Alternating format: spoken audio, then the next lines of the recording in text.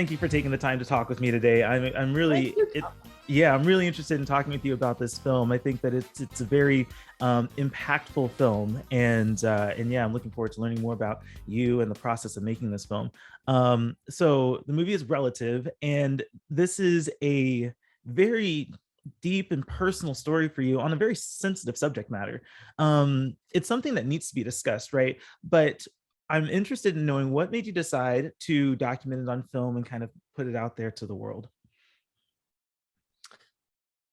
Well, I don't know that it was like a decision made one day and then it was one and done. It was sort Okay. of it was a bit of, I was originally making a film about animal abuse, actually. Interesting. And Okay. I was shooting at an animal hospice in upstate New York with 400 animals that were abused and neglected. And I was in therapy talking about why I was so fixated on helping the animals, realizing that I was just avoiding my own pain and avoiding what I had experienced in terms of abuse in my life. So that's when I stopped filming there. And I guess because I was already in process of making a film, I realized maybe the film is about me and my family. So I started filming those conversations, and I think a big part of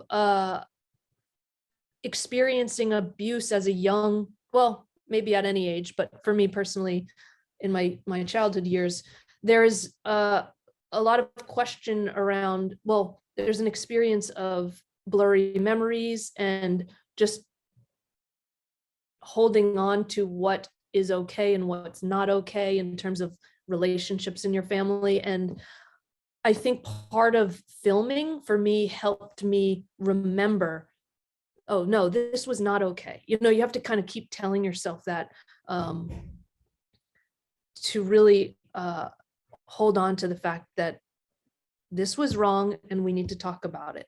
Otherwise, it easily, at least in my experience, can get brushed under the rug, or you just diminish the impact or the yeah, the impact that it has on your Mhm. life. Yeah, and I absolutely admire that you are so vulnerable in this movie. I mean, you have these very deep conversations with your family, and yeah, it's a very tough thing to talk about. I mean, the conversations in the film, they're very open and honest, at least for the people who were willing to be a part of it. But that leads me to my next question, which is, I feel that there must have been a real struggle in making this documentary because of hesitation from family members who didn't want to be in the film. I know you say in the film, and I quote, "So I sit down and I have a conversation with someone, and they call me back and they say, sorry, they call me and they take it back. They say it's too hard to talk about, and maybe I said too much, and they take it back. They don't want to be a part of the film. They don't want to be involved in talking bad about the family." Can you tell me more about that struggle in trying to get your family to talk about this and be a part of it, and maybe if there was some discouragement involved with the hesitation? The struggle was real. It was it was one of the, well, probably one of the most difficult parts of this entire film over the many years we've been making it. It would paralyze me, honestly, to the point of I would put the film down and stop working on it for weeks or months, because it made me question why I'm doing this. Should I be doing this? I still have those moments, even just, and then I would remember why I'm doing this and why it needs to be done, and that I cannot be a silent bystander, and that this is one step in the direction of stopping these kinds of behaviors. But in terms of making the film, what I tried to do was lean into the reality of what I was dealing with, which is allow for the people who wanted to be open and talk about it to do so, and allow for those who weren't in the same place to participate in whatever capacity they could. And accepting that just started working, and just kind of telling the story the best way possible, and redacting where we needed to, and that's just reflects the difficulty of this issue. Yeah. Yeah, absolutely. And I mean, what you have here in Relative is a very comprehensive uh, undertaking of tackling this story, right? I think that the testimonies that you do, that you are able to document, really illustrates the extent of the problem here. In fact, in watching the documentary, there was a film that was at the forefront of my mind the whole time I was watching it, and that was the 2015 film Spotlight. um I think Yeah. both movies really hit on this notion of like staying quiet about inappropriate behaviors in order to maintain an institution. For Spotlight, that institution is the Catholic Church. For you, it's family, right? I'm interested in, if you saw Spotlight, what influence did that movie have on you making Relative? I did see Spotlight. I loved it. Mhm. I actually I haven't thought about it in a long time, so it didn't directly influence, but any film or any story or any person that is living its truth and being authentic has been an inspiration for me to keep moving forward. Mhm.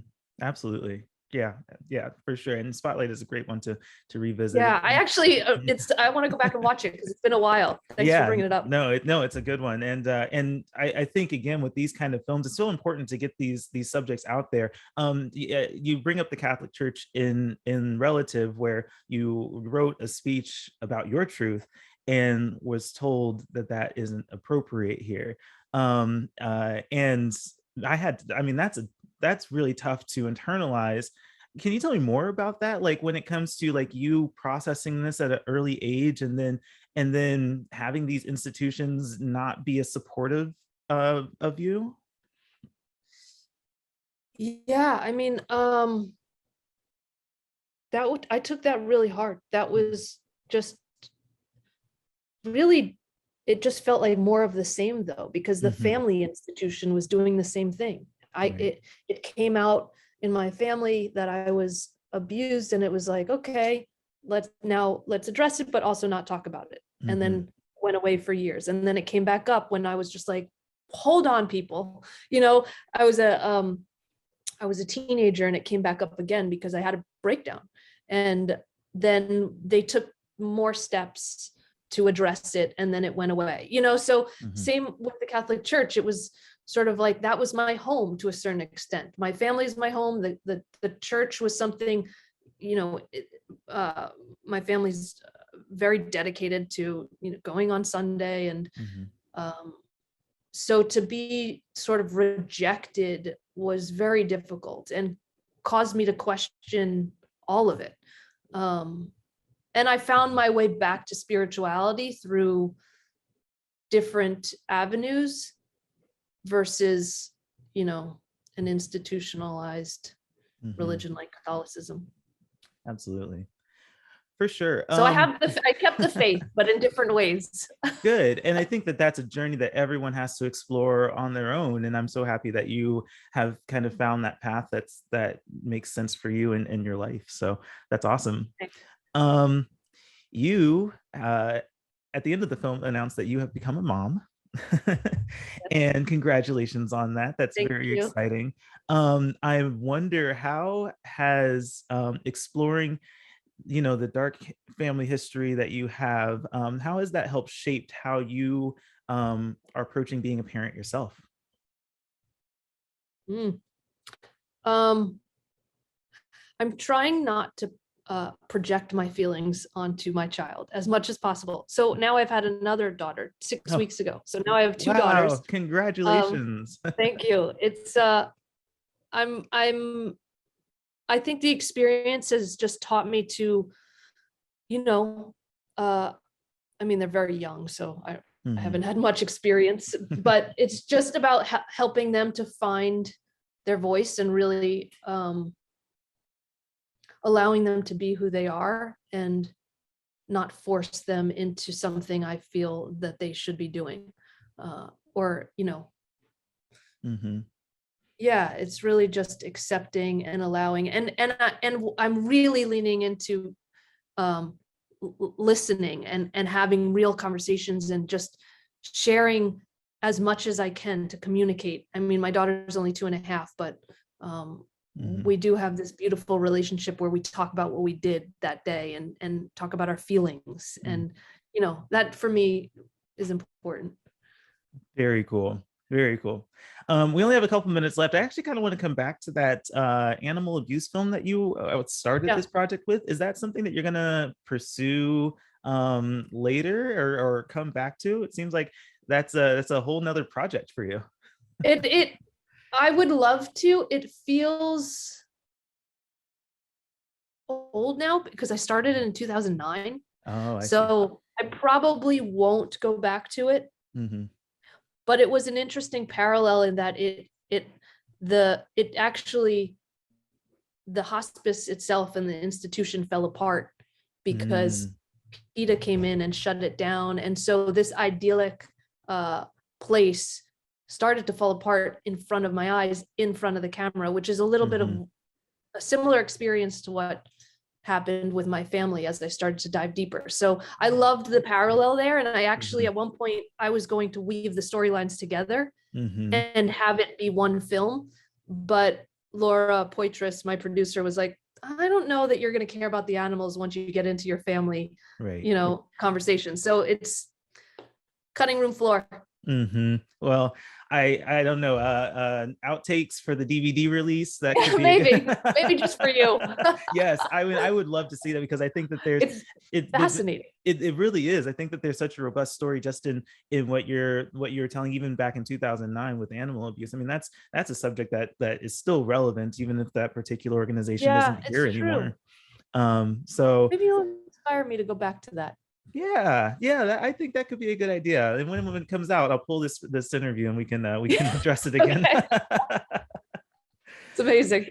Well, I'm gonna go ahead and wrap it up there. I appreciate you taking the time to talk with me, Tracey. And a week away from Mother's Day, I do want to tell you Happy Mother's Day. Thank you, Thomas. Yes, this is a big moment for you, and you have the screening at Hot Docs coming up, and so I hope that goes well. And I'm wishing you and the film the best of luck going forward. Okay. Thank you so much. I love your energy. Yes, I love you too. This is awesome. Okay, I'll see you soon.